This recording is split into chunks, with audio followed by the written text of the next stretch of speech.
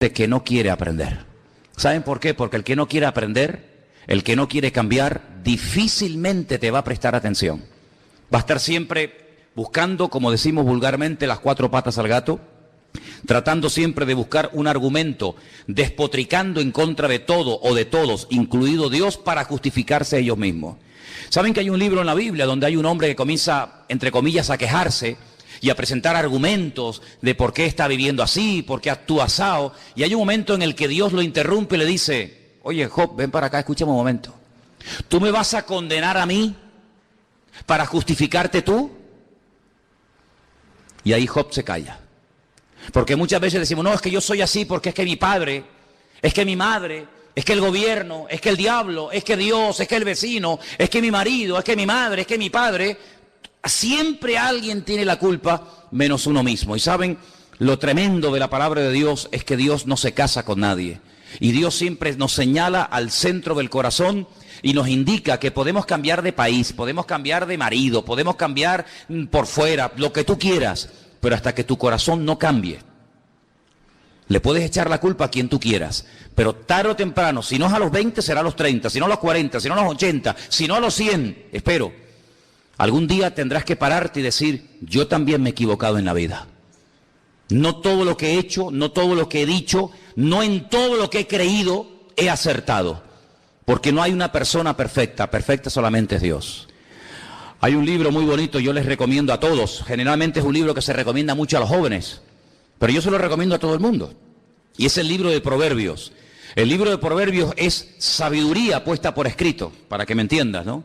Y hay uno de los proverbios que dice: hay caminos que al hombre le parecen derechos, pero su fin son caminos de muerte. Hace muchos años escuché una anécdota de un padre que en la cama, ya agonizando, llama a su hijo y le dice: hijo, te voy a dar lo único que me ha quedado para que lo puedas heredar. Y le da un supuesto diamante de incalculable valor y le dice: mira, este diamante que tú hoy estás heredando de mí, yo lo heredé de mi padre y él del suyo. Y es algo que ha ido pasando de generación en generación. Este diamante no tiene valor, es de incalculable valor. Nunca lo vendas, nunca te deshagas de él, es una joya familiar. Bueno, el padre muere, pasan los años y el chico se ve en una terrible necesidad económica hasta el punto que tiene que recurrir a la venta del famoso diamante. Cuando llega un joyero, a un experto tasador de diamantes, lo observa, echa una carcajada y le dice: esto es falso, esto no vale nada. Le dijo: no me diga eso, mi padre me lo dio a mí, fue la herencia que mi padre me dio, y esto viene de generación en generación. Y el joyero dice: mire, yo no estoy cuestionando la herencia de su padre, ni la buena intención de sus antepasados, pero yo le vuelvo a repetir que esto no es un diamante. Esto es un cristal en forma de diamante, esto es falso, esto no es de verdad. El diamante no se rompe, y si quiere le hago la prueba. Y dice, y le hace así, ¡pam!, le pega un martillazo y se rompe el diamante en 20.000 pedazos.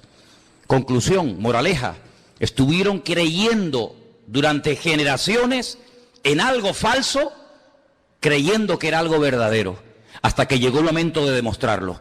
¿Saben que en cierto sentido a mí y a muchos de los que estamos aquí nos pasó lo mismo? ¿En cuántas cosas creímos durante años, creyendo que eso era lo auténtico, lo verdadero?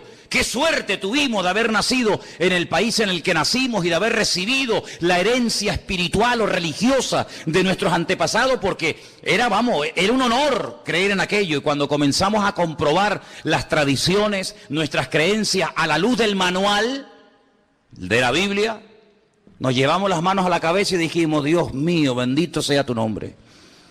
Creímos durante años y practicamos en cosas que no eran así, que no están ni en la Biblia. Es más, hasta las prohíbe la Biblia, porque son cosas erróneas, mandamientos humanos, que se han ido reforzando, ¿verdad?, de generación en generación. Pero como alguien dijo, tarde o temprano usted tendrá que comprobar sus creencias, amigo. Tarde o temprano usted tendrá que decir: oye, ¿esto es la verdad o es mentira? Tarde o temprano usted tendrá que decir: Dios mío, ¿estoy en la verdad o he heredado una tradición, pero no una relación, una experiencia personal con Dios? Y eso nos ha pasado a muchos de los que estamos aquí. Pero claro, no leíamos la Biblia, como la inmensa mayoría de los seres humanos que no leen la Biblia. La Biblia es un libro caducado, un libro, sabe Dios, como me dicen algunos, lleno de errores. Y yo le digo, deme uno. Yo llevo más de 35 años leyendo la Biblia ahora, todos los días, y no he encontrado ni una. Y mira que me he esforzado en buscarla, ¿eh? La Biblia es un libro perfecto, es la palabra de Dios, está llena de promesas, transforma la vida.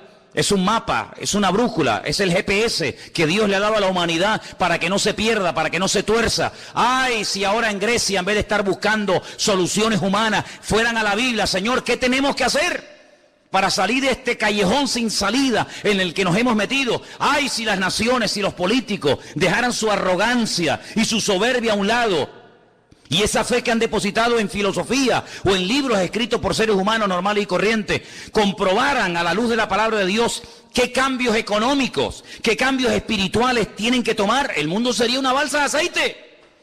Pero lamentablemente el hombre sigue creyendo que él tiene la solución y, como dijo el Señor, un ciego no puede guiar por el buen camino a otro ciego, porque tarde o temprano los dos, el que guía o el que pretende guiar y el que es guiado, los dos caerán en el mismo hoyo, porque están ciegos. Y el mundo está ciego, hermano. El mundo va a la deriva, porque no quieren reconocer de que se ha equivocado. Y por eso, amados hermanos, tenemos que dar infinitas gracias al Señor, porque hay un versículo en la Biblia que dice que nosotros estamos en el verdadero, y el verdadero se llama Jesucristo, el Hijo bendito de Dios. ¿Cuántos dicen amén? Quiero llevarles en esta tarde un proverbio, hablando de proverbios, al capítulo 18, precisamente el versículo 21, y quiero que lo leamos entre todos, si lo tienen ahí a mano, por favor. Proverbios capítulo 18, versículo 21. Esto es una bomba, ¿eh? Esto es algo tremendo. Te vas a dar cuenta del poder tan grande que Dios ha puesto dentro de nosotros, para bien o para mal, cuidado. Esto es como todo. El que inventó la dinamita, pues oye, con ella puedes matar a miles de personas, o con ella puedes abrir un hueco en una montaña y hacer un túnel para que pasen los coches o para que pase un tren, ¿verdad? Proverbios 18, 21, ¿lo tienen, hermanos? ¿Sí? Venga, vamos a leerlo en alta voz todos. La muerte y la vida están en poder de la lengua, y el que la ama comerá de sus frutos. Otra vez. La muerte y la vida están en poder de la lengua. Ay, amigo.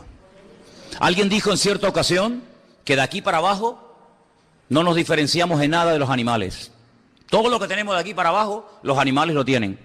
Pueden caminar, pueden reproducirse, pueden comer, pueden respirar. La diferencia entre el ser humano y el hombre, algunos dijo que es de aquí para arriba, porque es de aquí para arriba que nosotros podemos razonar, que podemos pensar, que podemos memorizar, que podemos hablar, podemos dialogar, podemos construir frases, poesías, poemas, oraciones, ¿verdad? Por eso dice la palabra de Dios que nuestra cabeza tiene que ser Cristo. Porque cuando la cabeza funciona es una bendición, pero qué tragedia cuando ves a una persona que la cabeza ya no le funciona. Es triste, ¿verdad? Uno dice, bueno, mira, me fallan los brazos, me fallan las piernas, me falla esto, me falla aquello, pero amigo, como te falla la cabeza, estás perdido.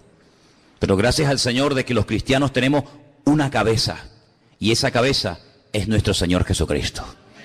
A Él nunca se le va a ir la cabeza, sino más bien todo lo contrario. Ahora, yo quisiera hablar en esta tarde, porque hace unos días hablamos acerca de un personaje de la Biblia que se llama Jacob, o Jacob. Este personaje que era hermano gemelo de Esaú. Era hijo del mismo padre y de la misma madre, llamados, ¿cómo se llamaba? Isaac y Rebeca. Muy bien.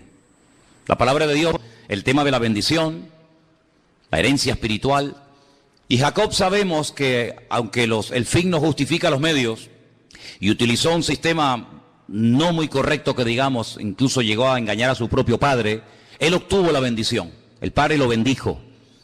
Y no solamente eso, sino que bueno, efectivamente vemos que más adelante, ya cuando el padre sabe que es Jacob con el que está tratando, lo vuelve a bendecir, ya van 2 bendiciones. Y en el camino dice la Biblia que Dios le habla y Dios directamente lo bendice, ya van 3. Y la Biblia nos enseña que cuando regresa del exilio, de estar en la casa de Labán, de su suegro, más de 20 años, la Biblia dice que él pelea, ¿se acuerdan? Con un varón, con un ángel. Y dice la Biblia que le dice, no te suelto, no te dejo, hasta que no me bendigas, y lo bendijo. Y ya van 4, Y entonces uno se da cuenta de que en la vida de Jacob había un montón de bendiciones, como hay bendiciones en la vida de todos y cada uno de ustedes. Pero las bendiciones, una cosa es que tú las recibas y otra cosa es que tú te la apliques, que tú la actives en tu vida. Mira, cuando hemos entrado aquí, nosotros hemos tenido que darle a los interruptores, porque tenemos luz, pero hay que darle a un pequeño botón para que se enciendan todas estas luces que veis aquí esta tarde. Cuando tú vas al baño, ahí hay agua, no hay problema, no hay que ir con un cubo a 10 kilómetros y traer... No, ahí tenemos agua, pero usted tiene que hacer un pequeño movimiento con su mano y entonces lo que hay, usted lo saca a través del grifo. La bendición de Dios está sobre nuestras vidas, pero hay que activarlas, hay que usarlas. Y usted se va a dar cuenta de que según la circunstancia, según el momento y según el lugar, Jacob utilizaba una u otra bendición. La pregunta es, ¿creemos nosotros que la bendición de Dios está con nosotros? ¿Cuántos dicen amén? La Biblia nos enseña que Él ha cambiado toda maldición, todo desastre que hemos heredado, consciente o inconscientemente del pasado, lo ha tornado, lo ha cambiado en bendición. Pero no solamente hay que creerlo, sino hay que usar lo que uno tiene. Es como, por ejemplo, cuando usted va a clavar un cuadro y usted tiene que clavar un clavo. Usted tiene que utilizar un martillo. No, yo tengo un martillo en mi casa, pues vaya a buscarlo. Cuando usted quiere sacar un tornillo, tendrá que utilizar un destornillador. Cuando usted quiere hacer un agujero en la pared, tendrá que usarlo. Servirás. El diablo entonces le dejó, y aquí vinieron ángeles y le servían. El Señor Jesucristo podía haberse dado la vuelta, podía haberse marchado, pero no. Proverbios 18:21 dice que el poder de la muerte y de la vida está en la lengua. Y el Señor lo que hizo es utilizar sabiamente la palabra correcta para que en ese momento ese ataque que él estaba recibiendo quedara totalmente neutralizado y no surtiera ningún efecto en su vida. Ok, vamos a dejar esa historia ahora. Estamos en 2015, Santa Cruz de Tenerife. 8:00 de la tarde. Usted se pregunta, ¿y a mí para qué me cuenta este hombre todo esto? Porque usted también tiene problemas en su vida, ¿sí o no? Usted tiene dificultades económicas, físicas, laborales, matrimoniales, con los hijos, de no sé qué, de no sé cuánto. Muy bien, ¿qué hago entonces? ¿A dónde voy? ¿Qué puedo hacer? No solamente para defenderme, sino para poder vivir en victoria. Si es que se puede vivir en victoria, ¿cuántos lo creen? Porque algunos dirán, bueno, me tocó vivir aquí, me tocó esta época de la historia de la humanidad, luego me tengo que resignar a estar enfermo, a estar triste, a estar amargado, a estar sola, a estar incomprendido. ¿Pero quién dijo eso? ¿Quién dijo eso? Si el mismísimo Señor Jesucristo dice que el diablo viene para hurtar, para matar y para destruir, pero dice, pero yo he venido para darte vida y vida en abundancia. ¿Cuántos dicen amén? Si usted quiere tomar por el camino de la resignación, de la mediocridad, de la depresión y de la amargura, usted es libre. Es que yo no creo en Dios, ni creo en Biblia, ni creo en nada. Oiga, pero ¿quién le está diciendo que usted no puede tomar ese camino? Es el camino que quieres escoger, de la mediocridad, de estar siempre hecho polvo. ¿Cómo estás? Bueno, aquí aguantadito. ¿Cómo estás? Bueno, aquí tirando. ¿Quieres vivir así? Dios te bendiga, mija.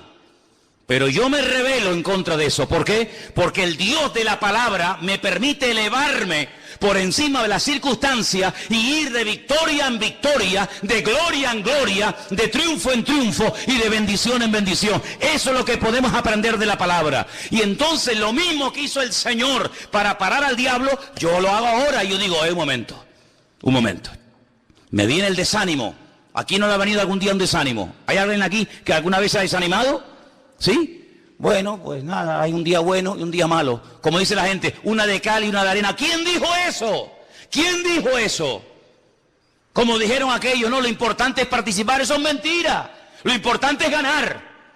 Usted va a la Olimpiada 4 años entrenando, preparándose, no como esto, no como aquello, no cojo grasa y hago ejercicio y me levanto temprano y no me emborracho y duermo bien. ¿Para qué? No, para ir a participar.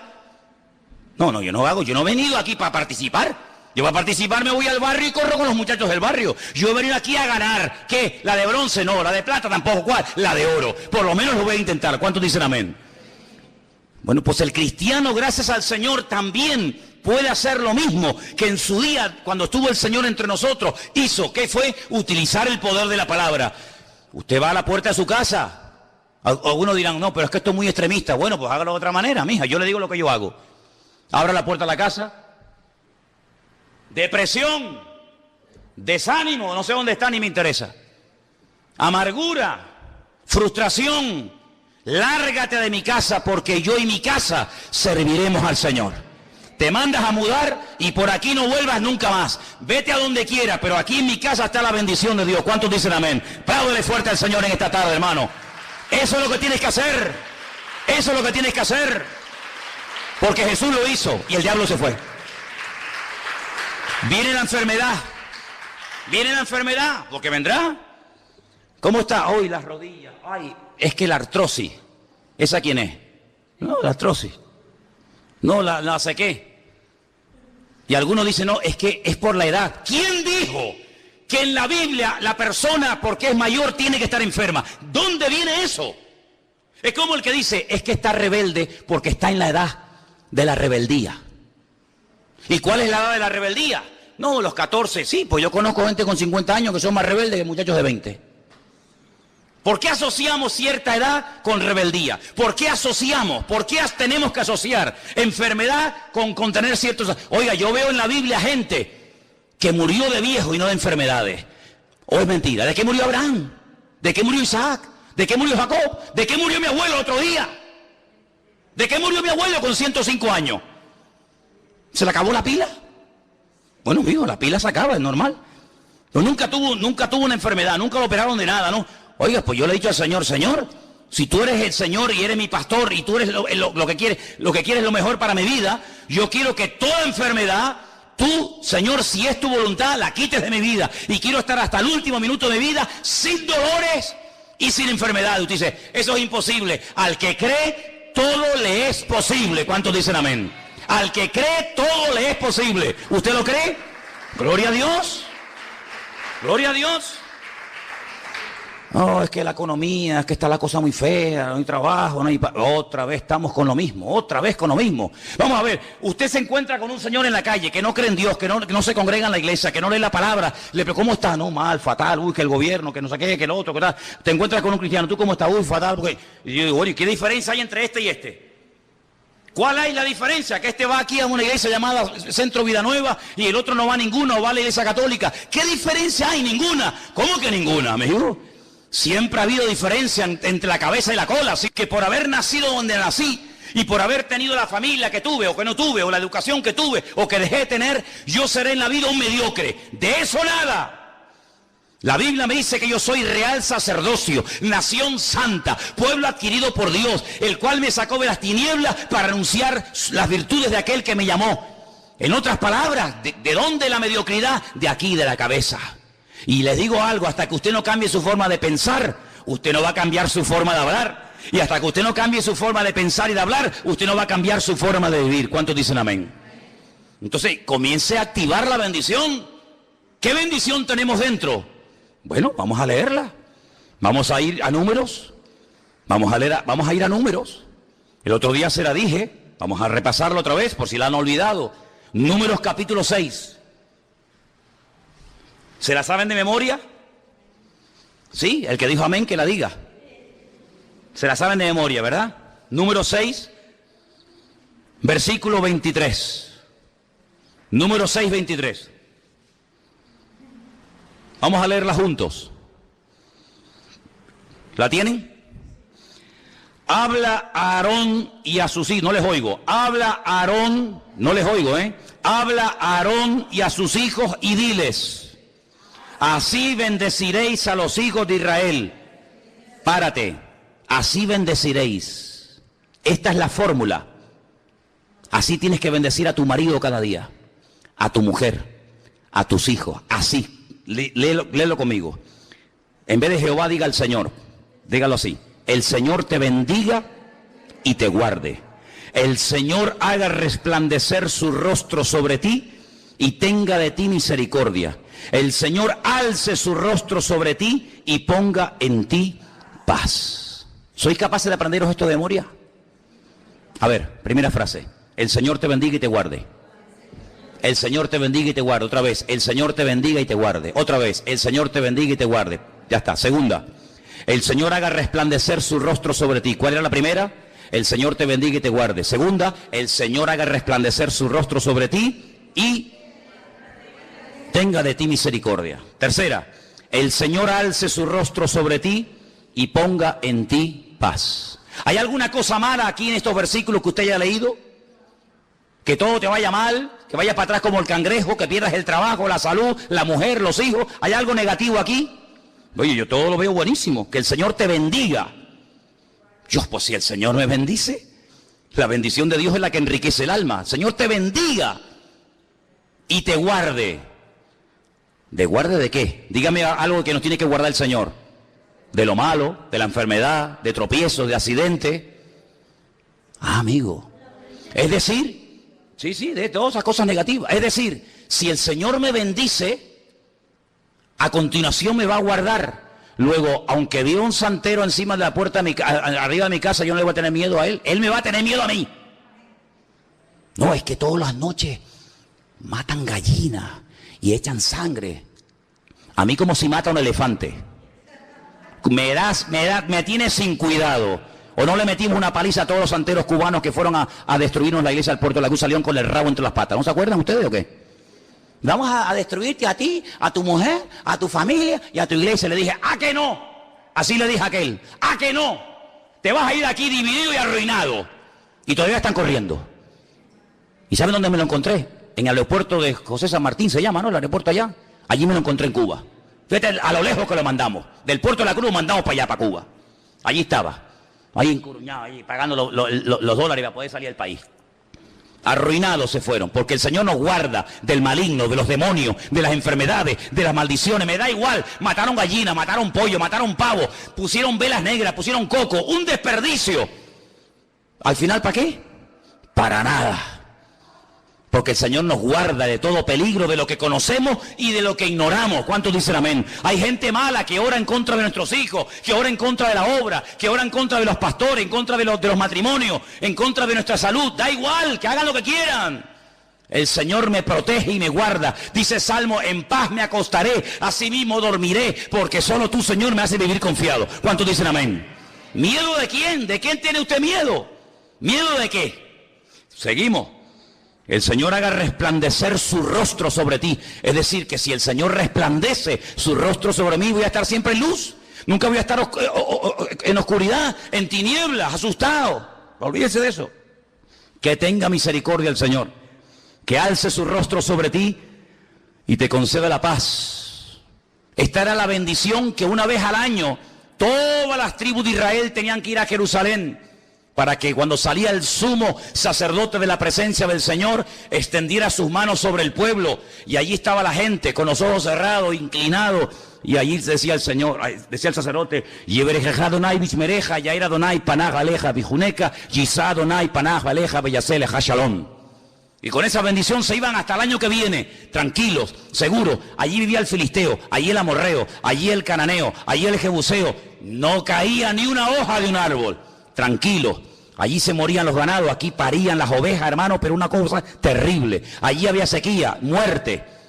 Aquí había agua en abundancia. Mire, ustedes saben, yo llevo más de 10 años viajando todos los años a Israel, en varias ocasiones.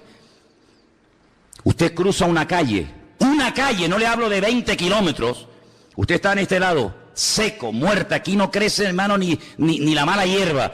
Cruza la calle, hay una bendición alucinante. ¿Por qué? Porque ahí está la bendición de Dios y aquí no está la bendición de Dios. Usted lo puede ver en la Biblia, en Egipto. Allí había tinieblas, aquí la gente comía y saltaba y brincaba en la casa porque estaba la luz y la presencia del Señor.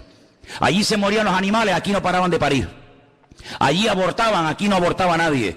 Porque Dios siempre ha marcado una diferencia entre el que cree en Él y le obedece y entre el que no cree y le rechaza.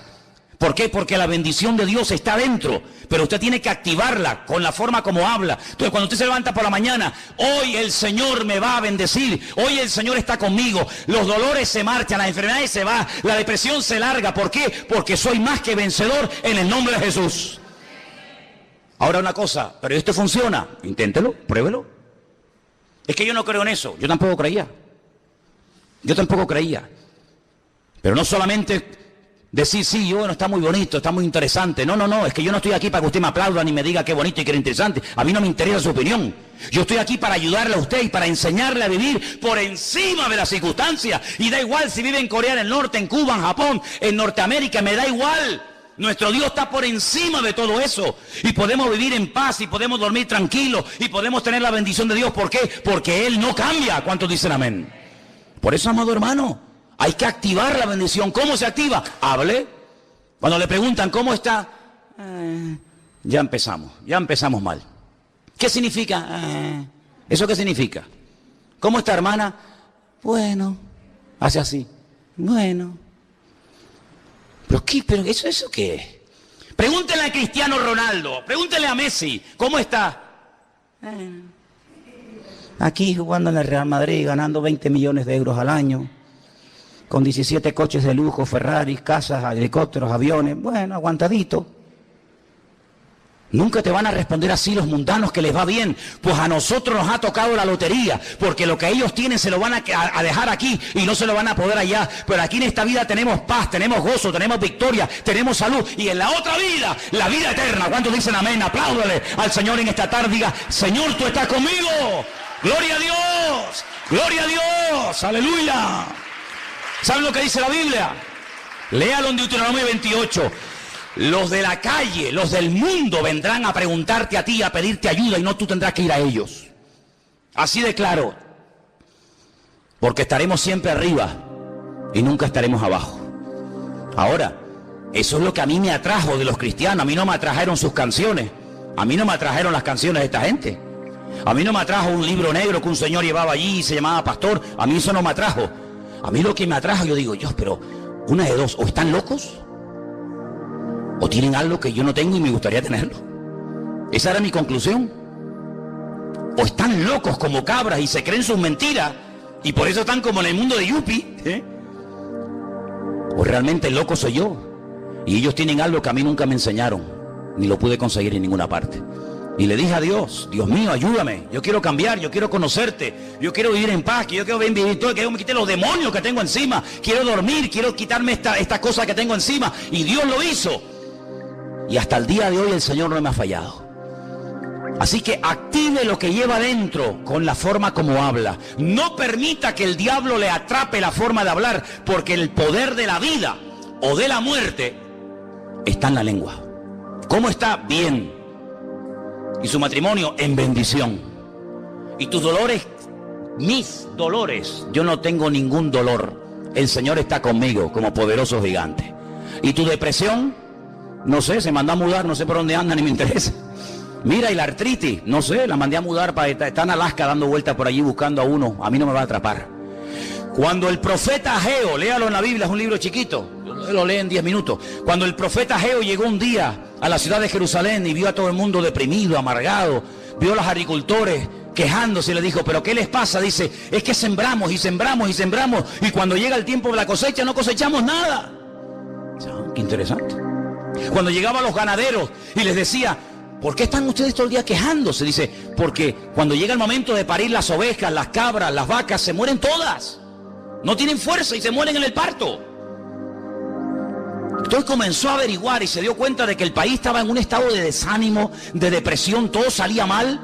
Dice, trabajaban, pero era como si tiraran todo por un hueco. Y Ageo, que era un hombre de Dios, dice, aquí pasa algo, esto no es normal. Esto no es la vida de un creyente. Esto no es la bendición de Dios. Esto no es lo que Dios nos ha prometido. Dice, oye, vengan para acá. Cuando ustedes salieron del cautiverio en Babilonia, ¿se acuerdan? Sí. Salieron ya hace 16 años. ¿Qué hicieron con todo el dinero? ¿Qué hicieron con todo el material que los reyes paganos les dieron para construir, o reconstruir, mejor dicho, el templo de Jerusalén, la casa de Dios en aquel momento? ¿Qué hicieron con todo eso? Dice, bueno, no, hábleme claro. Dice, nosotros no hemos reconstruido la casa de Dios. ¿Ah, no? No. ¿Ah, que no habéis movido ni un palo para construir el templo de Jerusalén? No. Pero mire, ¿y tú dónde vives? Y él veía las casas y la vida que se estaba pegando a aquella gente. Se habían gastado todos los recursos para ellos. Y Ageo le dice, pero ¿por qué no habéis movido ni un solo dedo para levantar la casa de Dios? Y le respondían todos, parece que se habían puesto todos de acuerdo, porque aún no ha llegado el tiempo de levantar la casa de Dios. Y Ageo decía, ah, no, vaya hombre. Es decir, el tiempo para Dios no ha llegado, pero para construir tu casa y para pegarte la gran vida, para eso sí hay tiempo, ¿no? ¿Cuánta gente hoy en día Lo invitas al culto. Hoy nos pasó. Y la gente te dice, es que yo no tengo tiempo para esas cosas. Ah, no tienes tiempo. No tienes tiempo para esas cosas, pero tienes tiempo para lo tuyo y para esto y para aquello. Ageo les dice, si se ha parado, si se ha detenido la lluvia del cielo, si las cosechas son un desastre, si los animales abortan en los campos y si os ha ido mal, no es por culpa de Dios, que es lo típico, sino es porque ustedes han invertido el orden y se han puesto ustedes primero y han dejado a Dios a la cola. Háganlo al revés, inténtenlo, dedíquenle tiempo a Dios. Suban al monte, cortan madera, comiencen a construir la casa de Dios. Y algunos decían, sí, pero la casa, el templo que le vamos a construir a Dios no se va a comparar con aquel maravilloso templo que Salomón construyó en su época. Y el profeta le decía, sí, pero no se preocupen, el tema no está en el tamaño del templo, sino que el Señor les dice hoy a ustedes, la gloria postrera de esta casa será mayor que la primera. Y entonces el profeta Ageo lo que está tratando de enseñarle al pueblo en aquel tiempo era, tienen que cambiar el chip, mi hermano, tienen que cambiar la forma de pensar, la forma de hablar, porque el poder de la vida y de la muerte, ¿dónde está? ¿En el bolsillo? ¿En el banco? No, está en el poder de la lengua. Y ustedes están hablando negativamente y han traído al pueblo ruina, depresión, miseria y pobreza. Pero comiencen a dar gloria a Dios. Comiencen a bendecir el nombre del Señor, comiencen a cantar en medio de la tormenta, comiencen a alabar a Dios en medio de los problemas y ya verá cómo ese ambiente, esa atmósfera contaminada se transforma en tiempos de gloria y de bendición de Dios. ¿Cuántos dicen amén? Tenemos dos opciones. Sí, bueno, España está mal, ya no es lo que era, no hay trabajo, mira la juventud, mira no sé qué. Pero bueno, para eso no hay que ser muy listo para hablar así, pero es que a mí no me interesa eso. Yo no estoy aquí para ser parte de la masa y terminar hablando como ellos. Yo estoy aquí para decir que mi Dios es más poderoso que cualquier circunstancia negativa o cualquier problema. ¿Por qué? Porque vendrán contra nosotros, pero el que está en nosotros es mayor que el que viene contra nosotros. ¿Cuántos dicen amén? Hay un hombre en la Biblia que se llama Sama, casi un desconocido. Algunos dirán, nunca le he oído. No, ya, seguramente que no. Sama es un hombre que tiene un campo chiquitito de lentejas, un pequeño terreno que ha heredado de su familia. Él está trabajando un día en el campo, ve venir a los soldados y todos los agricultores, todos los compañeros salen corriendo y Sama se queda allí, saca la espada y se pone a pelear y le dicen, pero ¿cómo es posible que tú te hayas jugado la vida por un pequeño terreno insignificante lleno de lentejas? Dice, porque este es el terreno que Dios me ha dado. Dice que se le quedó pegada la espada en la mano, formaba parte el brazo de la espada o la espada del brazo. En otras palabras, lo que Dios te ha dado, defiéndalo, no tires la toalla, no te rindas. Ese hijo no lo entregues a la muerte, ese matrimonio, ese cuerpo que Dios te dio, pelea, activa la bendición de Dios. No te resignes diciendo, bueno, ahora esto es lo que me ha tocado. No, ¿cómo que lo que me ha tocado? Yo solamente acepto y recibo lo que mi Dios me manda. Y lo que no viene de Dios lo rechazo y lo echo fuera en el nombre de Jesús. ¿Cuántos dicen amén? Y llegaré un momento en el que tendré para prestar a los demás. Usted dice, dígalo conmigo. Si lo cree, si no lo cree, cállese la boca. Yo creo, Señor, más fuerte.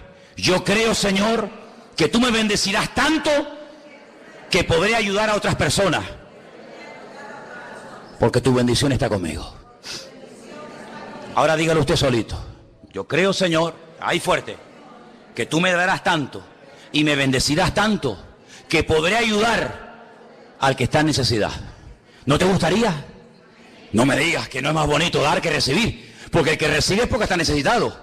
El que da es porque le sobra. Bueno, ¿a cuánto le gustaría vivir dando siempre a los demás? Pues dígalo ahora.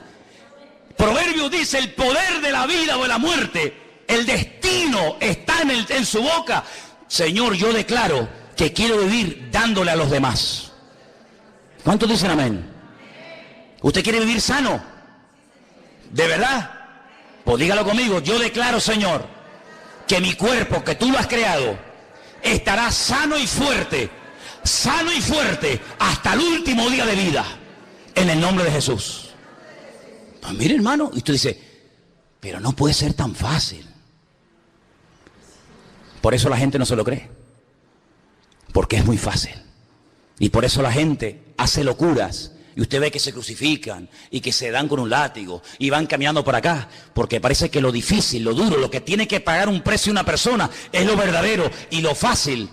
Pero claro, déjeme que le diga algo, nos resulta tan fácil, porque la parte difícil, la parte dura, ya la hizo Él. ¿Cuántos dicen amén? Si quieren hacemos al revés, ustedes son crucificados, ustedes son torturados, ustedes son apaleados, pero el Señor dijo no, déjenme la parte difícil a mí y yo les dejo a ustedes la parte fácil. Pero somos tan cabezones y tan orgullosos que ni siquiera a veces la parte fácil estamos dispuestos a hacerla. Active la bendición de Dios en su vida. Leía estos días algo muy interesante. Imagínese un negocio que para que usted gane algo de dinero tiene que invertir mucho. ¿Es un buen negocio invertir mucho para ganar poco? Yo no conozco a nadie que diga, voy a invertir 10.000 euros para ganar 500. Permítame, usted es un naval. ¿No es un buen negocio invertir 500 y ganar 10.000? ¿Sí o no? Ah, amigo. La gente trabaja 12 horas diarias para ganar algo poquito. Y ahora con lo que usted ha ganado, usted puede comprar horas, usted puede comprar tiempo. Es un mal negocio. Trabajar mucho para ganar poco es un mal negocio. La Biblia me indica bíblicamente invertir poco para tener mucho. ¿Creen que la Biblia hablará de eso? Sí. ¿Cuánto tarda un hombre en nacer un hijo? Hablemos claro. No, un segundo no, mía. No, tampoco. Eso vamos. Un hombre tarda muy poco en nacer un hijo, ¿sí o no? Poco, ¿no? No, 5 días. Ya, Superman. Un hombre tarda muy poco en nacer un hijo. ¿Y una mujer cuánto tarda en nacer un hijo? 9 meses. Es decir, si un hombre hace una inversión pequeña para tener un beneficio grande, entonces, según la Biblia, el negocio más grande del mundo es tener hijos. Por eso dice la Biblia que la bendición y la herencia del Señor son los hijos. Por eso el diablo, muchas veces, y las circunstancias de la vida, se han encargado de impedir que las parejas tengan hijos. Porque la mayor bendición del mundo es tener hijos. Por eso Abraham no podía tener hijos. Por eso Isaac no podía tener hijos, sus esposas. Por eso Jacob no podía tener hijos. Por eso hay muchas personas en la Biblia que eran como estériles, porque el Señor sabe perfectamente que con una breve inversión la bendición es grande. Tú tienes un hijo en 9 meses, un hombre en poco tiempo, y lo tienes toda una vida. Pero después de ese hijo, viene el hijo del hijo, que sería el nieto. Luego es el negocio perfecto, una pequeña inversión para ganar una gran bendición. Entonces tenemos que pedirle a Dios que las hermanas de la iglesia empiecen a parir como conejos. Ahora, ¿cuántas se atreven ahora? Porque es muy bonito decir amén, sí. ¿Cuántas se atreven ahora a decir, Señor, ábreme la matriz y empiezo a parir como conejo? Ahora dice, ay no, hermano, es que mire, es que yo ya tengo una edad. Entonces te das cuenta. Hay parejas que han estado años impidiendo tener hijos. Años. Y cuando quieren tenerlos, no vienen. ¿Qué te parece? La mejor inversión del mundo son los hijos. Por eso, a las que lo crean y lo quieran, diga conmigo, yo declaro que voy a tener un montón de hijos. Qué bajito los repiten ahora tú. Algunas dicen, pero usted me está diciendo que yo con la edad que tengo puedo llegar a ser madre. ¿Pero acaso con cuántos años parió Sara? Oye, qué tremendo sería que hermanas que ya tienen aquí una edad, ¿tú te imaginas? Vendría la televisión, vendría la prensa, vendría la radio diciendo, en esa iglesia las mujeres de 70, 80 años están pariendo. Eso fue lo que pasó en los días de Abraham, que la gente decía, oye, ¿tú has oído el qué? Hay un viejo allí en el desierto, se llama Abraham, tiene 100 años, ¿y qué? Y la mujer tiene 90, es estéril. Y dio a luz un hijo. Y se convertían la gente un montón y venían a la tienda de Abraham a decir cómo. Y él era un momento que aprovechaba para dar testimonio. El mundo ya no se va a convertir por palabra. Ese tiempo pasó. El tiempo va a ser impactado cuando vea que nosotros verdaderamente vivimos lo que creemos. Y amados hermanos, ¿cuántos años estuvo Isaac? ¿Cuántos años tuvo Isaac y Rebeca esperando tener hijos? Un montón de años, hasta que un día oraron y cuando oraron, el Señor abrió la matriz y comenzó a parir. Entonces, amado hermano, yo pongo este ejemplo como podría poner cualquier otro, pero no permita, no se resigna a decir, bueno, esto es lo que me tocó. No, lo que me tocó no. Mi Dios es un Dios productivo, mi Dios es un Dios de salud, mi Dios es un Dios de paz, mi Dios es un Dios de prosperidad. No, pero es que yo siempre he vivido de una forma mediocre. Pues rebélese en contra de eso, caramba. Rebélese en contra de eso. Porque la bendición de Dios es tuya, no es algo que es una lotería. Bueno, a mí no me tocó, a él sí le tocó. No. La Biblia dice en el libro de los Hechos que en la iglesia primitiva no había ningún necesitado. Pero bueno, serían poquitos, no me digas poquitos. Mire, empezaron con 120. Un día predica Pedro, se convierte en 3.000 personas. A los pocos días se convierte en 5.000. ¿Cuántos van ya? 8.120, que eran poquitos. Dice, y no había ningún necesitado entre ellos. En una masa de 8.000 no había ningún necesitado. Pues no. ¿Y cómo puede ser que en una iglesia de 40 haya tantos necesitados? Y en una masa de 8.000 no hay ningún necesitado. Algo así aquella gente que tenemos que comenzar a hacer nosotros. Y es activar la bendición de Dios. Mi familia va a ser una familia bendecida. Mis hijos, los más bendecidos del mundo. Mi cuerpo, un cuerpo sano. Hermano, yo digo una cosa, esto tiene dos opciones. O lo creo o no lo creo. No hay término medio. Bueno, no sé. Bueno, usted decide hoy. Mi obligación es compartir la palabra, darle la enseñanza. Esa es mi obligación. La suya, aceptarla o rechazarla. Usted está en su pleno derecho. Pero yo y mi casa serviremos a Dios.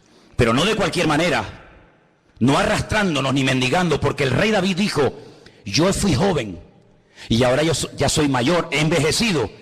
Y nunca he visto a un justo desamparado ni a su descendencia mendigando comida por las calles. Y el Dios de David, el Dios de Abraham, el Dios de Pablo, el Dios de Moisés, es nuestro Dios. ¿Cuántos dicen amén? Moisés tenía 120 años. Bueno, le vuelvo a repetir, mi abuelo murió con 105 hace un par de semanas. Moisés, que murió con 120, pues tenía 15 años más que mi abuelo. Tampoco es una diferencia abismal. Y dice la Biblia que Moisés subía al monte Sinaí sin ningún problema, dice, y nunca perdió la vitalidad y nunca perdió la fuerza. Moisés con 120 años tenía más fuerza y más vitalidad que muchos hoy en día con 15 y con 20 años. Dios se la mantuvo. Y yo digo, Señor, si tú le permitiste a un viejito de 120 años como Moisés tener esa vitalidad, dámela a mí también. Yo le he pedido al Señor vitalidad. Ustedes dirán, pero bueno, es que ahora porque la edad que tiene, no, es que me da igual. Es que tener vitalidad con 30 años no es ningún milagro, ¿no? Correr y saltar con una edad joven, eso lo hace cualquiera. No, pero yo quiero tener vitalidad, y quiero tener fuerza, y quiero tener ilusión, y quiero tener fe, y quiero estar como un roble hasta que me vaya de esta tierra. Y hermanos, yo les digo una cosa. Hoy el Señor nos pone delante de nosotros el tipo de vida que a partir de ahora vamos a comenzar a vivir. No, yo me conformo con sacar un 5 en los exámenes. Tú lo has dicho, eso es lo que tendrás. No, Señor. Yo quiero marcar una diferencia en la universidad. Que digan, ¿y esta quién es? ¿Este? No, esta es una evangélica de esas. Ah, Dios, pues marca una diferencia. No, yo me conformo con 4 notitas. Yo, do, re, mi, fa. Ay, la otra no me sale. Pero yo con 4 me conformo. Así te quedarás toda tu vida, como un mediocre. Como uno del montón. Pim, pam, pim, pum. Ya no sabe más. ¿Y puedes hacer pan? No, porque no sé. No, Señor. Yo quiero que tú me des sabiduría. Mira, yo no sabía hablar en público. Yo era medio tartamudo, aunque ustedes no me lo crean, ¿eh? Ustedes dirán, no, este era tartamudo. Pues, ¿cómo será el que habla? Yo le dije al Señor, a mí me da vergüenza hablar en público. No me gusta estar rodeado de gente. Prefiero estar siempre solo, a mi aire. Pero claro, Dios me hizo pastor y tú imagínate. Y le dije, pues si tú quieres que sea pastor, enséñame a hablar. Enséñame a compartir. Dame la gracia de poder compartir tu palabra, porque encima tengo que hablar de algo que ignoraba. Señor, enséñame a tocar la guitarra. Señor, enséñame a hablar inglés. La palabra del Señor, lo siguiente. Presten atención a lo que dice ahí nuestro Dios. Jueces 11:40. Y se hizo costumbre en Israel que de año en año fuesen las doncellas de Israel a endechar a la hija de Jefté, Gaaladita, 4 días en el año. Fíjense la palabra costumbre. Se hizo costumbre, no era costumbre hasta ese tiempo. Antes nadie se iba 4 días por el campo, por el monte, a llorar, a endechar a la hija de nadie. Pero ocurrió algo, ustedes conocen que Jefté hizo un juramento que fue una auténtica locura, y fue la de presentar a su hija en sacrificio al Señor. Y entonces dice la palabra de Dios que a partir de ese día se convirtió en una costumbre en Israel que las jóvenes, que las chicas se fueran por los campos llorando, endechando, lamentándose de lo que le había ocurrido a la hija de Jefté. ¿Era un mandamiento bíblico?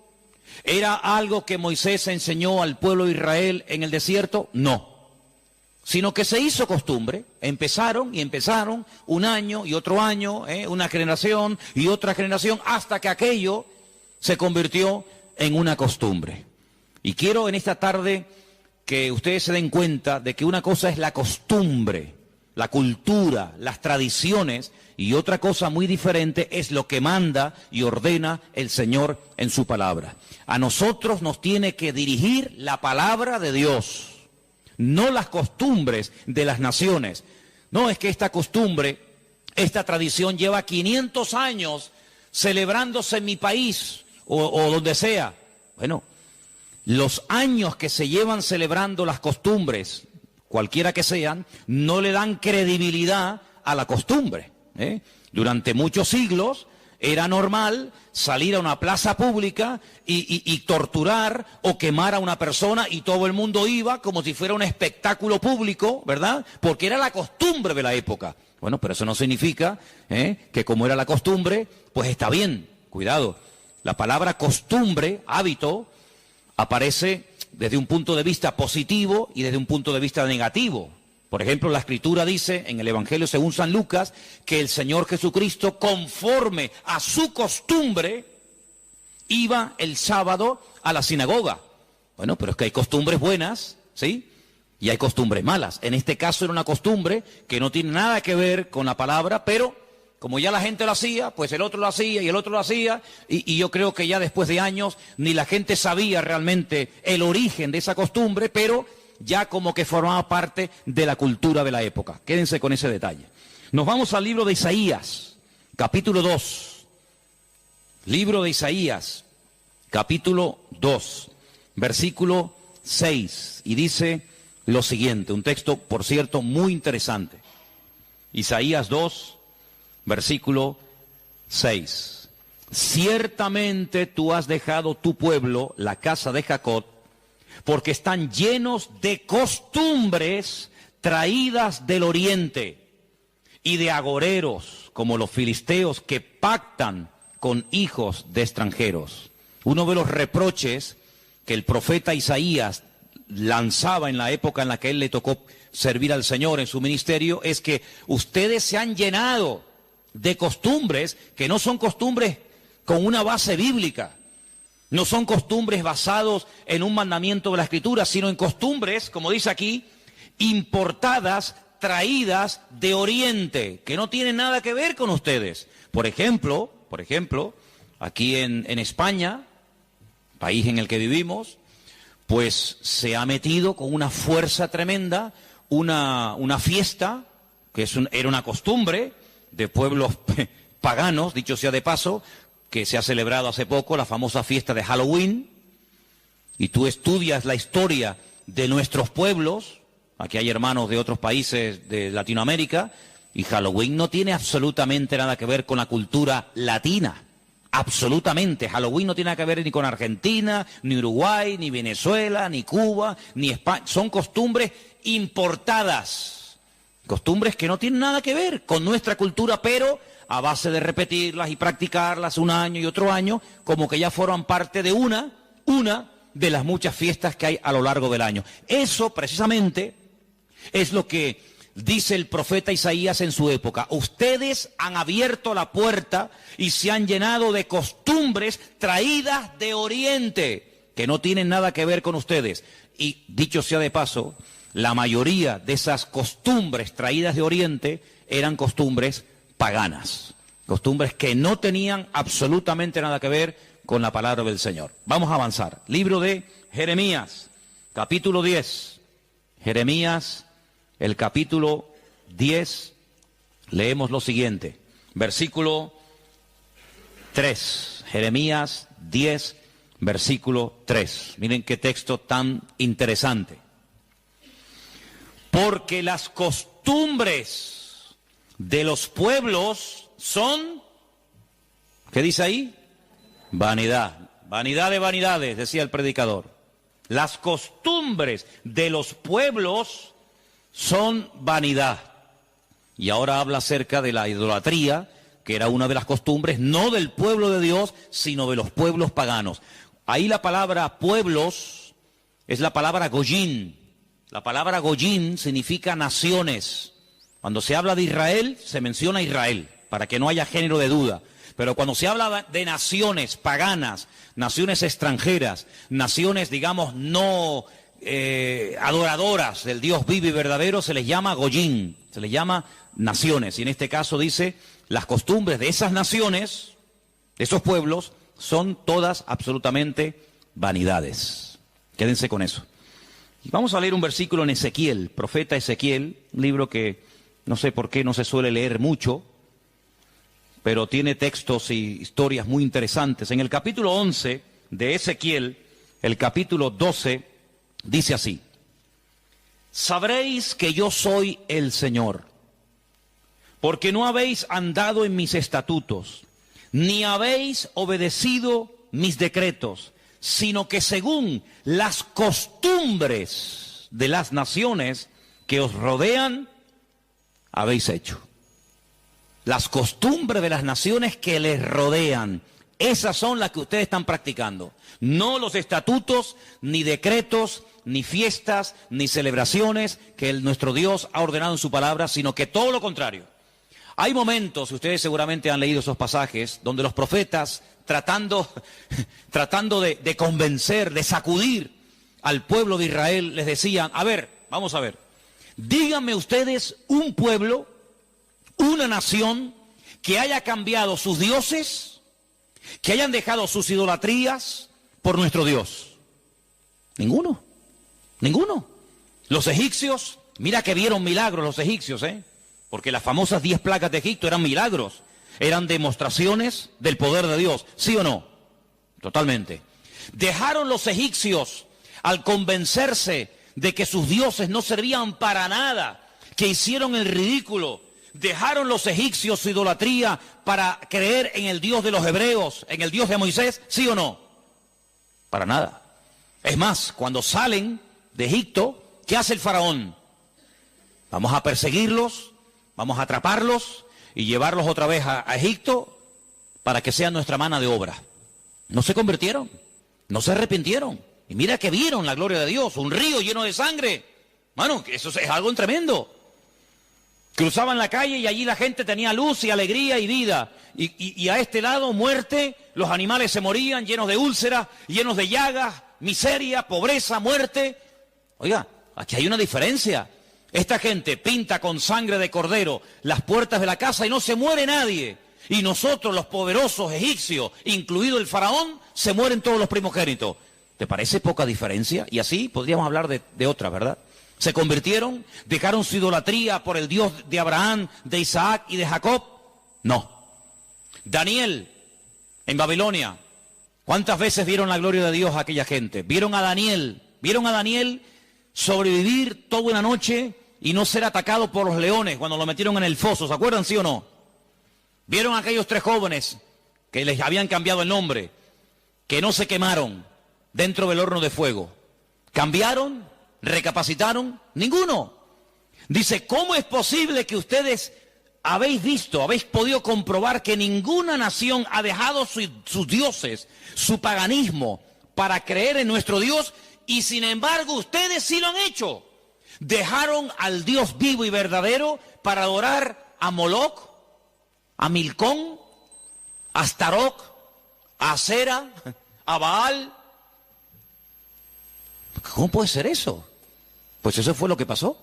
Ellos cambiaron al Dios verdadero por aquellos dioses Y dice el profeta Ezequiel en este pasaje, todo eso que habéis hecho son las costumbres de las naciones que les rodean, pero ustedes en vez de influenciarles a ellos, que ellos se conviertan a ustedes, ha pasado todo lo contrario. Ustedes se han terminado convirtiendo a ellos. Han adoptado su forma de vivir, su forma de adorar, su forma de cantar, su forma de comportarse. Y esto es algo realmente increíble porque esto no ha pasado nunca, nunca en la historia de la humanidad. Una nación ha dejado el paganismo, ha renunciado 100% a toda esa mentira y ha abrazado la fe única y verdadera. Sin embargo, ustedes tenían al verdadero y lo han abandonado. Otros profetas utilizaban el término han adulterado, han sido infieles a vuestro Dios para adorar ¿a quién? Al Dios de las moscas, al Dios de los excrementos, como hay por ahí un Dios también en la Biblia que se llama el Dios de los excrementos, para adorar a las criaturas en vez de adorar al Creador. Increíble, increíble. Entonces, los profetas que hemos leído, Jeremías, Isaías, Ezequiel y también en el libro de Jueces, dicen que todo eso, esas costumbres son todas vanidades. Y entonces nosotros como creyentes, que hemos, como dice la Biblia, pasado de muerte a vida, cuando nos convertimos al Señor, cuando salimos de donde hemos salido cada uno, pues tenemos con el paso del tiempo que no solamente decirle al Señor, Dios mío, gracias por haberme salvado, gracias por haberme perdonado los pecados, sino que quiero también pedirte, quiero que me ilumines, porque a lo mejor de mi antigua vida, cuando yo no te conocía, cuando andaba en la ignorancia, cuando estaba en la idolatría, en las costumbres que practiqué yo y mi familia durante toda la vida, Señor, quiero que tú me ilumines, por si acaso todavía puede ser que en mi vida, en mi familia, en mi forma de hablar, de pensar, de vestirme, etcétera, etcétera, todavía quedara algo que no está bien, pero que como lo hace todo el mundo, pues no parece que sea tan malo. Porque si os dais cuenta, hermanos, hay cosas que se hacen hoy en día que están mal. Pero sin embargo, como las hace todo el mundo, no se ven mal. Por ejemplo, a mí una de las cosas que me llama la atención, cuando voy a lo mejor a algún supermercado, es que de un tiempo a esta parte, en la parte donde está todo lo que es los puros y los cigarrillos y todo esto, es increíble. ¿Os habéis dado cuenta lo que ponen como advertencia en las cajas de cigarrillos? El cigarrillo mata, el cigarrillo produce enfermedades pulmonares, cáncer y esto y lo otro. Pero ¿quién hoy en día iría por la calle poniéndole una multa a una persona por fumar? Nadie. ¿Por qué? Porque como lo hace todo el mundo, ya forma parte de una vida normal, pues no se ve tan mal. Pero cuidado, el que lo haga mucha gente no significa de que esté bien, ¿sí o no? Entonces puede ser que a lo mejor algunos de ustedes en algún momento se ha sentido, perdonen la expresión, como un bicho raro en su puesto de trabajo, con los amigos, con la familia, con los vecinos, ¿sí o no? Porque resulta que todo el mundo ve bien, pues ciertas y determinadas cosas que cuando vamos al manual, cuando vamos a la palabra de Dios, resulta que no solamente están mal, sino que incluso son pecado y abominación ante los ojos de Dios. Vaya usted a una manifestación de miles y miles y miles de personas a favor del aborto y párese en esa marcha y diga que el aborto es un crimen, que es un asesinato y que eso es una abominación delante de Dios. ¿Lo matan? ¿Sí o no? ¿Lo matan? Párese usted en una manifestación donde están llevando a una virgen, a un patrón, a un santo y diga, ¿pero qué estáis haciendo? Si nuestro Dios prohíbe todo esto, si eso es abominación delante de nuestro Dios, si en la base mínima, que son los 10 mandamientos, ya se prohíbe categóricamente todo esto, ¿te matan? ¿Por qué? Porque es que esto se ha practicado. Y claro, después ves ahí al alcalde, y ves al teniente alcalde, y ves al concejal de no sé qué, y ves a fulanito de tal, y incluso al rey, y ves a la reina, y ves a la... Entonces parece que como que no está tan mal, porque lo practica mucha gente.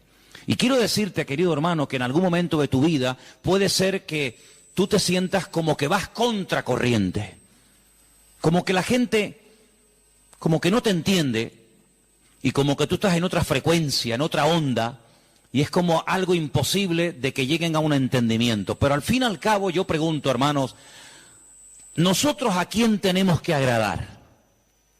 ¿A quién tiene que agradar usted? ¿A nuestro Dios, sí o no? Bueno, pues si por agradar a Dios me pongo en contra de la familia, ¿estás dispuesto a pagar el precio? ¿Para qué te vas a bautizar? Con la edad que tú tienes. Si a ti ya te bautizaron tus padres cuando eras pequeñita, no lo pueden entender. Pero saben, hermanos, nosotros, repito, primero a quien tenemos que rendir cuentas a nuestro Dios. Y en segundo lugar, tarde o temprano, como dije el domingo pasado, la fe. Y cuando hablo de la fe, yo no me refiero solamente a la creencia, sino me refiero, cuando hablo de la fe, también aglutino nuestro estilo de vida. Porque nuestra fe es un estilo de vida. Somos diferentes, ¿sí o no? Somos diferentes. Somos diferentes a la hora de hablar, a la hora de pensar, a la hora de reaccionar ante una situación. Somos diferentes, lo queramos reconocer o no, somos gente diferente. Eso incluye también el concepto fe. No solamente que creo en un Dios, en un cielo, en un infierno, en la Biblia como palabra de Dios, sino que la fe me lleva a una serie de cambios. Bueno, pues en ese paquete de mi estilo de vida, yo tengo que pararme y decir, ¿lo que estamos haciendo forma parte de una base bíblica o de costumbres que se han ido traspasando de padres a hijos, de generación en generación? Y yo, como he formado parte toda la vida, evidentemente, de este sistema de vida del mundo, pues las he incorporado como algo normal, pero nunca me paré a preguntarme si lo que yo estaba practicando, si lo que yo estaba creyendo era de Dios o era algo totalmente antibíblico. ¿Quién te convenció a ti? ¿Cuándo te diste cuenta de que adorar imágenes no era de Dios? Algunos de ustedes lo hicieron toda la vida. Pero llegó un momento en el que dijiste, esto no es de Dios, ¿sí o no? El que fue ladrón, el que fue drogadicto, el que practicó la prostitución o cualquier otro pecado. Hay un momento en la vida en el que a la luz de la Escritura, oyendo los mensajes, las predicaciones, leyendo la Biblia, el Espíritu, ¡pam!, te golpeó, ¿sí o no? Te tocó y dijiste, que vaya, yo no puedo seguir por este camino. Y cuanto más profundices en la Biblia, cuanto más profundices en la palabra, te das cuenta de que uno tiene que cambiar en todo, en todo. Forma de hablar, a veces, ¿por qué no decirlo?, hasta en la forma de vestir, ¿sí o no?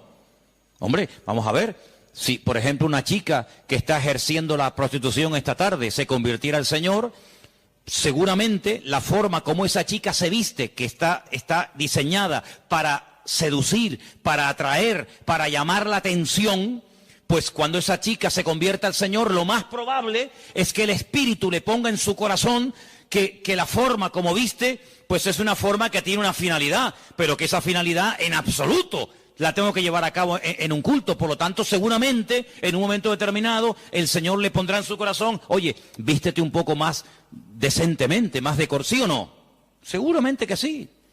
Y el que toda la vida ha estado robando o toda la vida ha estado haciendo daño, seguro que el Espíritu le va a hablar en ese área de su vida. Pero luego hay otras cosas, como hemos leído, costumbres, que como que no las vemos tan mal. Y hemos visto a la luz de la palabra de Dios, solamente les di 4 textos, están ahí grabados por si los quieren después volver a leer, 4 versículos donde tenemos que analizar y preguntarnos las costumbres, no los mandamientos, las costumbres que estamos llevando a cabo, ¿son bíblicas? ¿Son de Dios? Y ahora vamos a pasar al tema que la gente nos pregunta mucho por internet. ¿Qué opinan ustedes acerca de estas fiestas navideñas? ¿Puede un cristiano? ¿No puede un cristiano? ¿Está bien esto? ¿Está bien aquello? Bueno, lo primero que tenemos que partir de la base es la siguiente. Nadie, absolutamente nadie, desde que el cristianismo o desde que Cristo vino a este mundo, y mira que lo han intentado, nadie sabe exactamente el día en el que nació el Señor Jesucristo. Nadie. A lo largo de la historia se ha especulado, incluso, si ustedes se meten a estudiar este tema, incluso algunos llegaron a predicar y a enseñar en sus respectivas congregaciones o ministerios que Jesús nació entre marzo y abril. Otros entre septiembre y octubre. Y así diferentes opiniones. Por lo tanto, partimos de la base de que, lógicamente, el Nuevo Testamento, porque el Antiguo no te lo va a decir, porque no había nacido, El Nuevo Testamento en ninguna parte te dice exactamente el día en el que el Señor Jesucristo nació. Nadie sabe absolutamente nada. Sí sabemos que murió en una época en la que los judíos estaban celebrando una fiesta llamada la Pascua. Sí sabemos que hay una fiesta que nosotros la conocemos como Pentecostés, que su nombre original es Shavuot, la fiesta de las semanas, que el Señor la utilizó para que en ese día concretamente, pues aquel grupo que había en aquella casa fueran llenos del Espíritu Santo. Eso sí lo sabemos. También podemos saber con exactitud que el Señor Jesucristo, la noche que fue entregado y en ese lapsus de entre una hora y otra, y fue a ser crucificado, se estaba celebrando la fiesta de los panes sin levaduras que se unía a la de la Pascua. Todo eso está clarísimo.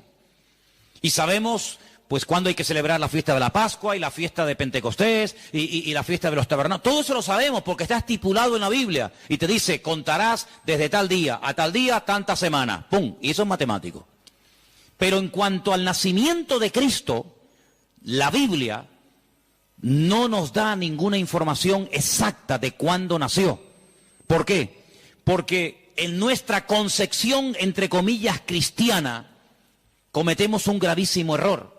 Y es que Jesucristo nació en un contexto judío, no en un contexto cristiano.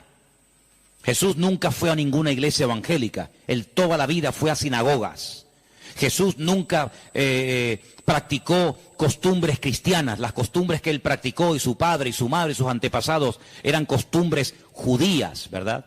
Por lo tanto, para nosotros se comienza a contar desde el nacimiento del niño y dice, bueno, el niño nació el 2 de octubre. Pues al año que viene, el día 2 de octubre, el niño cumple un añito. ¿Sí o no? En la mentalidad judía no se cuenta el tiempo así. En la mentalidad judía, en el momento en el que la mujer sabe que está embarazada, en el que la mujer sabe perfectamente que sí o sí está embarazada, ahí se empieza a contar. No a partir del nacimiento a los 9 meses, ¿me entendéis? Por lo tanto, ya empezamos mal. Es como, por ejemplo, cuando nosotros decimos, bueno, ahora mismo aquí en Tenerife tenemos las 8 en punto de la noche. A las 12:01 será día viernes.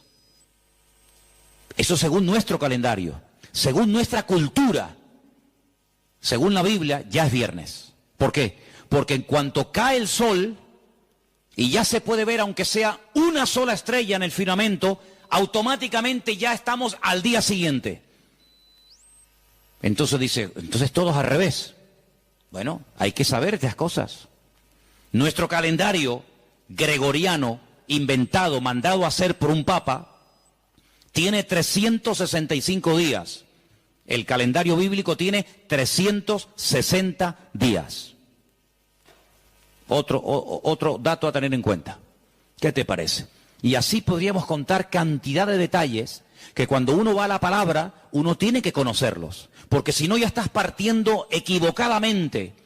Y entonces decimos, el nacimiento del niño marca el momento de su nacimiento y de su próximo cumpleaños. Te vuelvo a repetir, la vida en la cultura judía, en la cultura hebrea, se cuenta a partir de la concepción, no a partir del nacimiento. Ahora bien, tengo aquí algunos datos que les voy a leer en esta tarde, que son muy interesantes, pero primeramente quiero decir lo siguiente.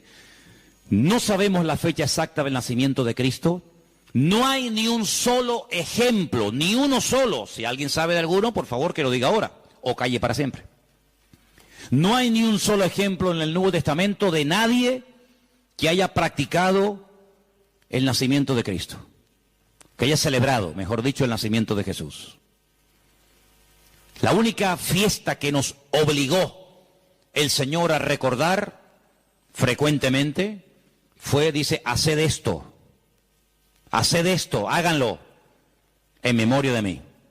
Y cada vez que comáis este pan y cada vez que bebáis de esta copa, mi muerte estáis anunciando hasta que yo vuelva. Es una orden.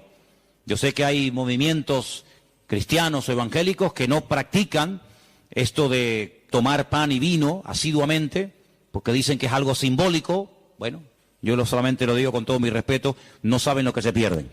Y es una interpretación incorrecta. Yo creo que es bíblico y estamos todos de acuerdo, ¿sí o no? Que hay que partir el pan y el vino. Hombre, hay iglesias que lo hacen todos los domingos. Elena, por ejemplo, se crió en una iglesia que todos los domingos, sí o sí, todos los domingos a la mañana, se llama culto de comunión. Por eso, porque se da la comunión. Hay iglesias que lo hacen una vez al mes, otras iglesias una vez al año, etcétera, etcétera. Pero que hay que hacerlo, hay que hacerlo. Pero Jesús nunca dijo, los discípulos nunca dijeron, Pablo nunca escribió, Pedro nunca escribió, Santiago nunca escribió, ningún discípulo escribió, y también tenéis que recordar todos los años el nacimiento del Mesías. No. Mira, recordamos cuando partió el pan y el vino e inauguró el nuevo pacto. Recordamos su muerte, claro. Recordamos su resurrección. Recordamos la venida del Espíritu Santo en el día de Pentecostés. Recordamos un montón de cosas, pero bíblicamente no te puedo demostrar, no lo puedo hacer. Te estaría mintiendo. No te puedo demostrar bíblicamente que los primeros cristianos celebraban el nacimiento de Cristo. No lo hacían.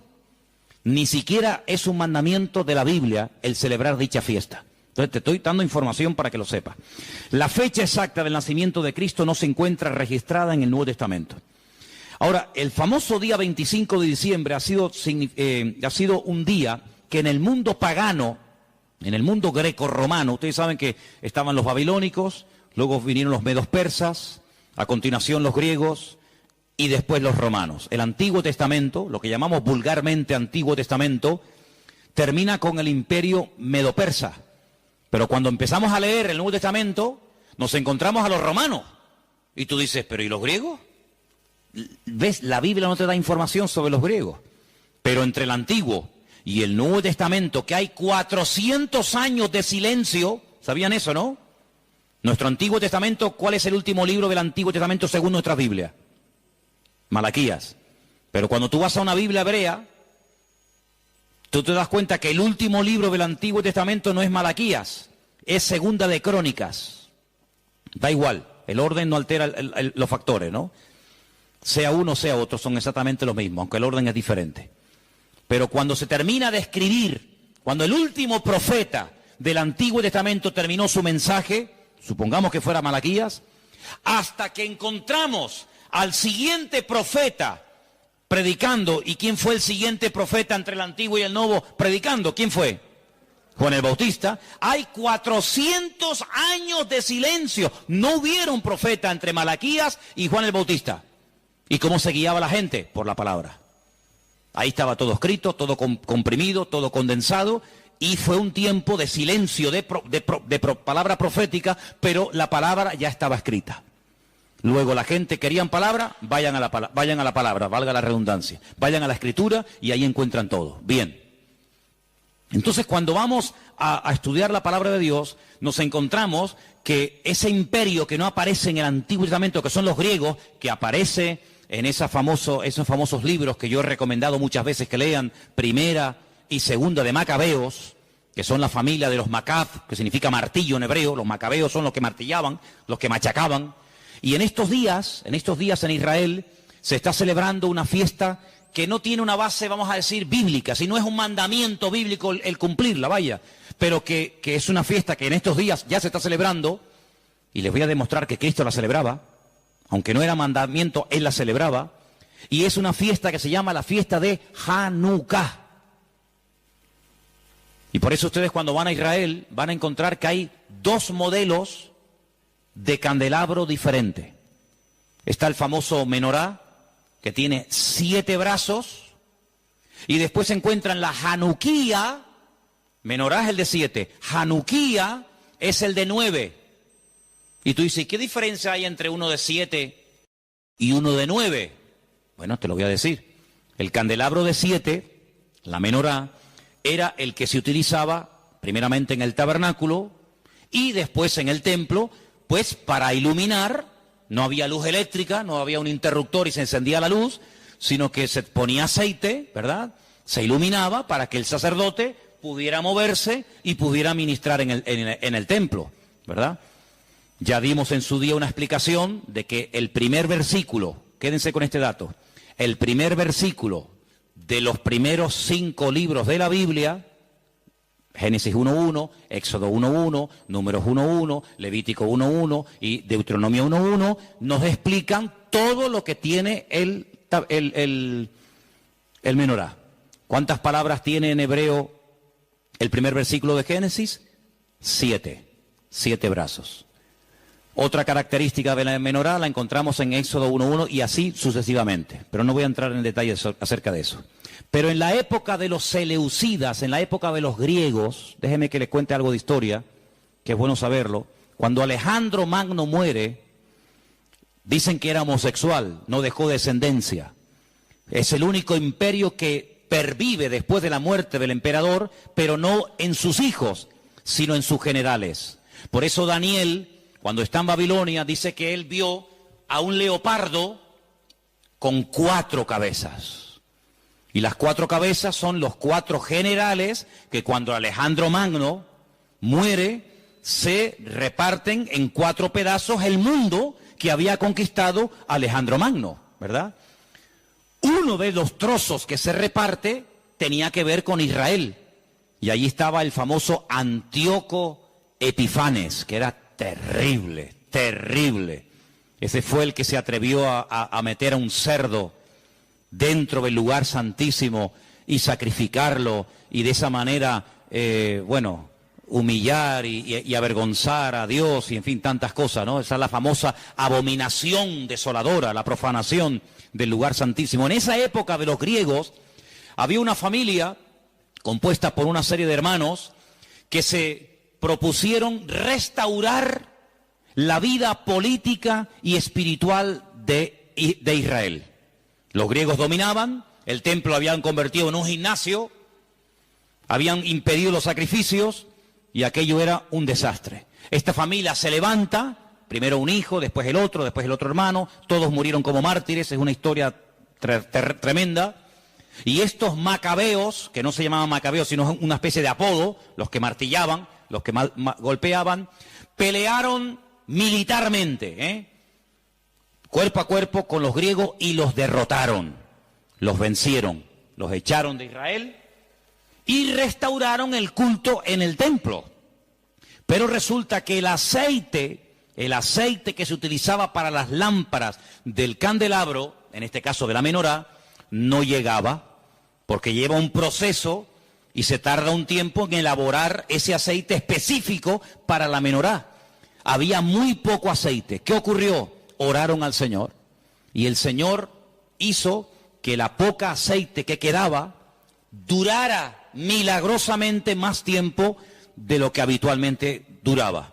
A partir de ese momento, para recordar el milagro de que el Señor permitió que el aceite durara más tiempo de lo habitual, se comenzó a celebrar la fiesta de la Hanukkah, la fiesta de las luces, la reinauguración del templo.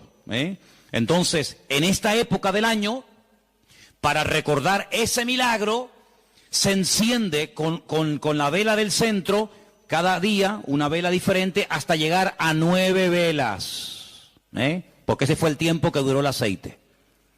Y eso es lo que significa la fiesta de Hanukkah. Ahora ustedes pueden ver, dice, y Jesús subió al templo a la fiesta de la dedicación del templo. Y tú dices, ¿qué fiesta es esa? Porque ahí no dice Pascua, ahí no dice Pentecostés, ahí no dice Tabernáculo, dice a la fiesta de la dedicación del templo. Pero si el templo ya estaba inaugurado cuando Cristo vivía.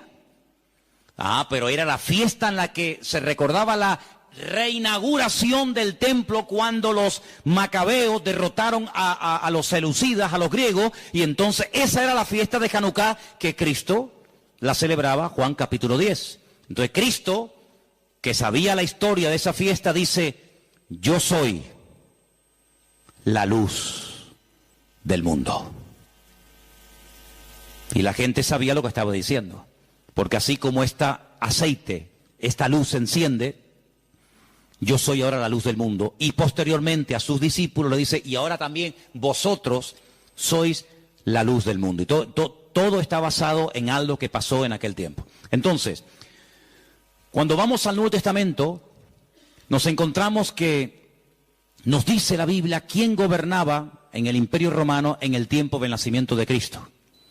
Pero cuando se hace el calendario gregoriano o cristiano, vaya, el que tenemos ahora mismo nosotros, se cometió una gravísima equivocación. Algunos calculan que del verdadero calendario bíblico al que usamos actualmente puede haber una diferencia entre 4 y 6 años.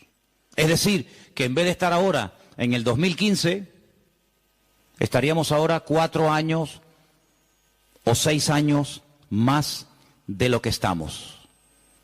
Y eso es bueno saberlo, porque la Biblia nos da datos acerca de lo que va a ocurrir en cada tiempo, y por eso estamos viendo profecías cumplidas nosotros en este momento, que tú dices, pero no me encaja el tiempo. Claro, no te encaja el tiempo si te llevas por el 2015, pero si te llevas por el calendario bíblico, te encaja todo de una forma maravillosa, porque Dios no se mueve con el calendario inventado por don Gregorio, sino Él se mueve por el calendario.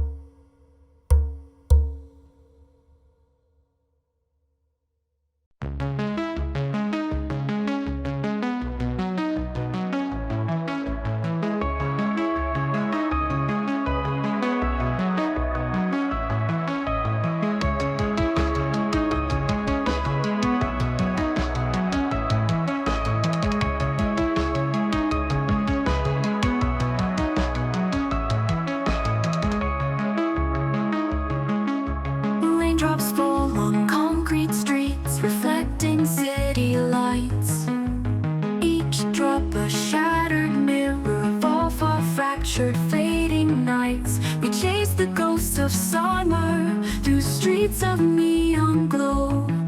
But autumn winds blew colder and whispered, let it go. Raindrops fall on concrete streets, reflecting city lights. Each drop a shattered mirror of our fractured, fading nights. We chase the ghosts of summer through streets of neon glow. But autumn winds blew colder and whispered, let it go. Now echoes of your laughter haunt the corners of my mind. A bittersweet reminder of what we left behind. The air is thick with longing, a static symphony of whispered promises and dreams we thought could be. This city holds our secrets in its concrete veins, a labyrinth of memories where love still softly rings, but where we're caught in the static between the signal and the noise. Two souls adrift, searching for connection in the void. I walk these